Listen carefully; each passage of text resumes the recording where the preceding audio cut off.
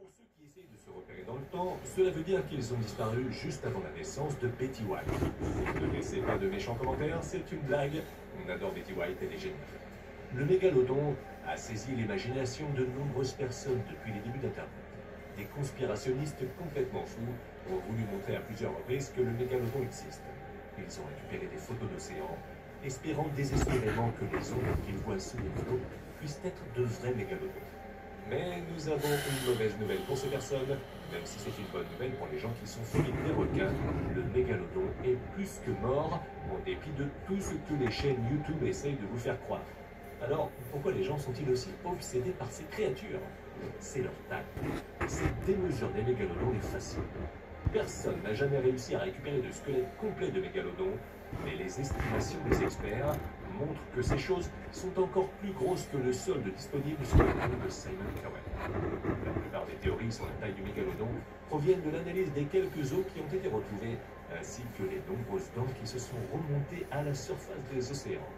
Certaines de ces dents atteignent 17 cm, soit une taille plus importante que la longueur d'un palmier. Alors, à partir de ces éléments, les scientifiques ont pu déterminer plusieurs choses. Sur la puissance de leur mâchoire, par exemple.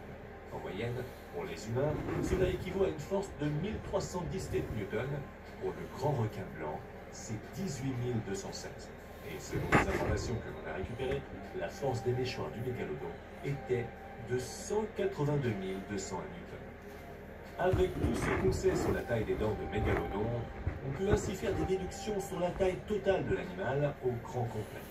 Actuellement, on pense que le mégalodon aura atteint la taille colossale de 18 mètres. Alors, pourquoi est-ce que les gens veulent-ils que cette chose soit toujours en vie? Eh oui, c'est un grand mystère.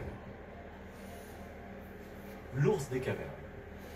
Avec Winnie, Paddington et Yogi, il y a très certainement beaucoup de gens qui pensent que les ours sont mignons et très affectueux. Essayez un peu de faire ça à un ours des cavernes. Leurs os ressemblent plutôt à une créature qu'aurait pu créer Lovecraft. Cette espèce d'ours a passé le Pléistocène à vivre en Asie et en Europe avant de s'éteindre il y a environ 24 000 ans. Leur nom est une référence à leur habitat unique comparé à celui des ours de l'ère moderne. En effet, ceux-ci se rendent seulement dans les cavernes pour hiberner. Et jusqu'à maintenant, presque tous les ours des cavernes ont été retrouvés dans des cavernes. Cela pourrait montrer que ces ours passaient la plupart de leur vie dans des cavernes, si ce n'est l'entièreté de leur vie. On ne sait pas encore trop pourquoi. Si cela était dû à certaines circonstances particulières, et pourquoi les ours bruns ont préféré s'aventurer dans les bois. Peut-être qu'ils ont été poussés dans les cavernes par des animaux plus gros, ou encore des conditions météorologiques difficiles.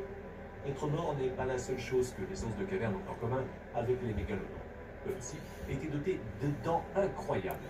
Elles étaient très longues et montraient une usure importante comparée aux dents d'ours bruns des temps modernes.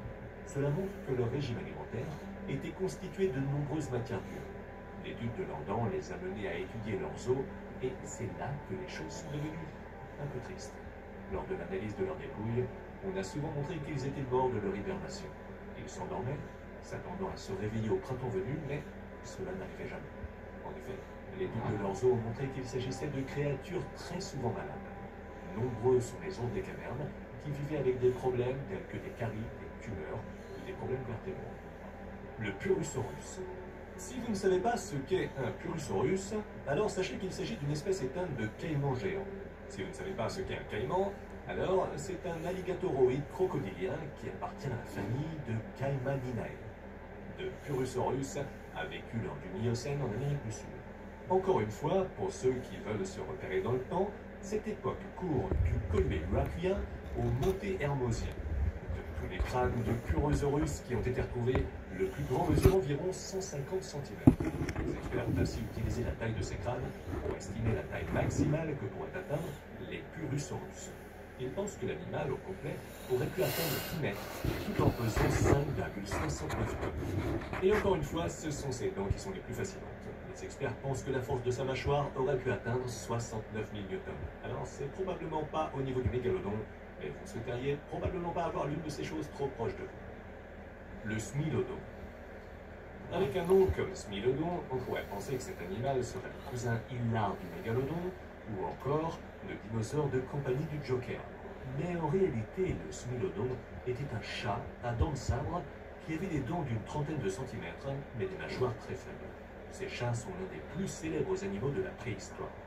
On sait tous que les chats ont de vrais problèmes de comportement. Alors, dès que l'on se met à parler de dents de sabre, c'est la recette du désastre. Certains propriétaires de chats de nos jours font retirer les griffes de leurs chats parce qu'ils les trouvent trop aiguisées. Alors imaginez-vous un peu quelle aurait été leur réaction face à ces créatures. Cela étant dit, le smilodon n'était vraiment pas du genre à accepter de devenir votre animal de compagnie. Malgré leur nom, ils n'avaient pas grand-chose à faire avec les chats ou les tigres de l'ère moderne. Leur canine était fragile et fine, alors que leur mâchoire pouvait bien plus s'écarter que celle des chats modernes. Cela rendait les smilodons vraiment doués pour tout ce qui relevait de tuer quelque chose. C'étaient d'excellents prédateurs qui chassaient principalement de gros mammifères. Même si l'on n'est pas sûr à 100% de leur méthode de chasse, on pense qu'ils tendaient des embuscades à leur proie. Cela signifiait qu'ils se cachaient dans des zones où la végétation était dense avant de sauter sur leur proie aussi vite que possible. C'est probablement la méthode la plus probable, étant donné que la taille de leurs jambes était similaire à celle des chats sauvages de l'ère moderne, qui utilisent eux-mêmes cette tactique. La longue queue des chats sauvages est également nécessaire pour ce type de chasse où la vitesse est impérative, étant donné qu'elle permet d'améliorer l'équilibre. Étant donné que les smilodons avaient de petites queues, il se pourrait bien qu'ils aient fini par être pris à leur propre jeu. Le mammouth des steppes. Le mammouth des steppes est une espèce éteinte d'Elephantidae, soit la famille dont font partie les mammouths et les éléphants. On pense que ces grosses bêtes étaient similaires aux mammouths laineux, même si leurs poils étaient probablement un peu plus courts.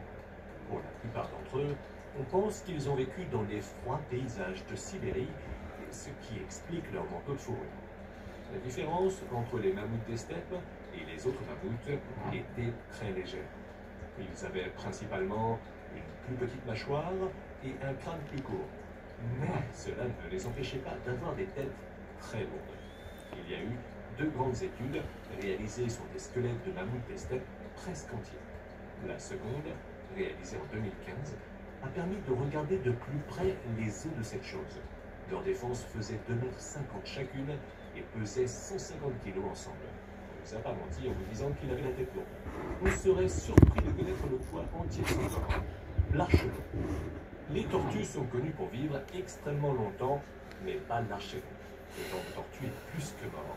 Et comme nous l'avons appris au sujet de tous les autres animaux dans cette vidéo, la tendance marquante chez les animaux éteints, c'est leur taille. L'archelon est la plus grosse tortue marine de tous les temps. Le plus gros spécimen trouvé à ce jour atteint 4 mètres du bout d'une nageoire au bout de l'autre et 4,50 m de la tête aux pieds, avec un poids estimé de 2200 kg. Elle a vécu il y a 66 millions d'années avec les dinosaures.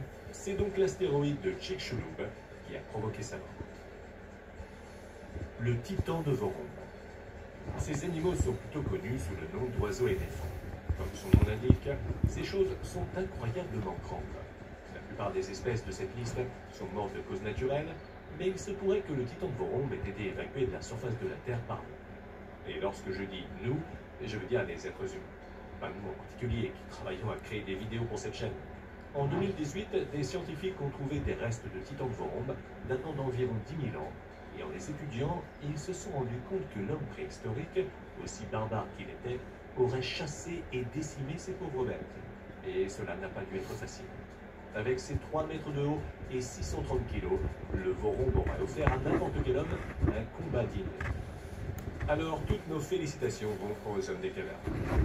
Vous avez évincé de la surface de la Terre toute une espèce à laquelle on n'aurait franchement pas trop aimé être confronté. Le spinosaure. C'est l'un des dinosaures les plus connus du monde. Le spinosaure a vécu dans un endroit du monde connu sous le nom d'Afrique du Nord il y a 112 à 93,5 millions d'années. Il faisait partie des plus grands dinosaures carnivores. Ces choses s'élevaient plus haut que tous les autres dinosaures, un peu comme un joueur de basket dans un groupe de jockey. On pense qu'il aurait pu faire 18 mètres de long et pourrait peser 23 tonnes. Imaginez qu'il y en ait un qui vous court après. Effrayant, n'est-ce pas? Et si vous pouviez ramener l'une de ces espèces éteintes à la vie, laquelle choisiriez-vous? Et quel animal va prendre le même chemin que le mégalodon? Dites-le nous en commentaire. Et si vous avez aimé la vidéo, alors n'oubliez pas de vous abonner et d'activer les notifications. Vous pourriez bien être le premier à être au courant la prochaine fois que l'une de nos vidéos va sortir. Merci de nous avoir suivis aujourd'hui et à très bientôt.